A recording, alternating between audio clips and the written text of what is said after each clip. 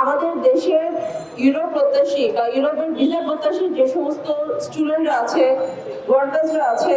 বা ফ্যামিলি রিইউনিয়নের যে সমস্ত মানুষরা ইউরোপে যাওয়ার জন্য দীর্ঘদিন ধরে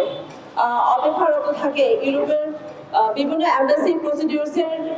নানাবিধ প্রবলেমের কারণে বা অন্য দেশে গিয়ে ভিসার ফাইল সাবমিট করার জন্য আমাদেরকে কিন্তু দীর্ঘদিন অপেক্ষা করতে হয় বা বিভিন্ন রকমের ঝামেলার মধ্যে পড়তে হয়।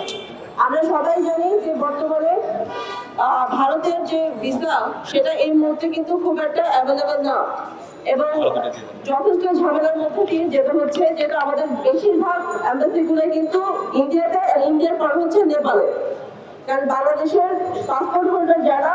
তারা কিন্তু নেপাল অথবা ইন্ডিয়া ছাড়া অন্য কোনো দেশে গিয়ে ফাইল সাবমিশনের যে আমাদের যে একটা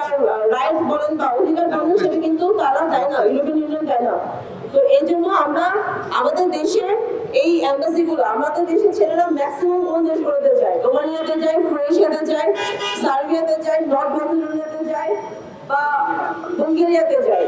এই সব দেশগুলোর অ্যাম্বাসিগুলো কিন্তু ভারতে। বর্তমানে আমরা এটা দেখতে পাচ্ছি যে ক্রোয়েশিয়ার জন্য ফাইল সাবমিটের জন্য যখন মানুষ আমাদের ক্যান্ডিডেটরা যখন নেপালে যায়, নেপালে যাওয়ার সময় বাংলাদেশের যে এভিয়েশন বা ইমিগ্রেশন আছে, সেই ইমিগ্রেশন কিন্তু তাদেরকে বিনা কারণে সবকিছু মানে ডকুমেন্টস থাকার পরেও, অ্যাপয়েন্টমেন্ট থাকার পরেও, তারপরেও তাদেরকে অফলোড করে দিচ্ছে। এই যে আমাদের এত অমানবিক এই ঝামেলাগুলো, একটা পারমিট বের করতে বা একটা স্টুডেন্টের একটা অ্যাকসেপ্টেন্স লেটার আনতে কিন্তু যথেষ্ট কালক্ষেপণ হয়, অনেক টাকার ব্যাপার থাকে। এরপরেও যদি একটা ছেলে এভাবে অপদস্থ হয়,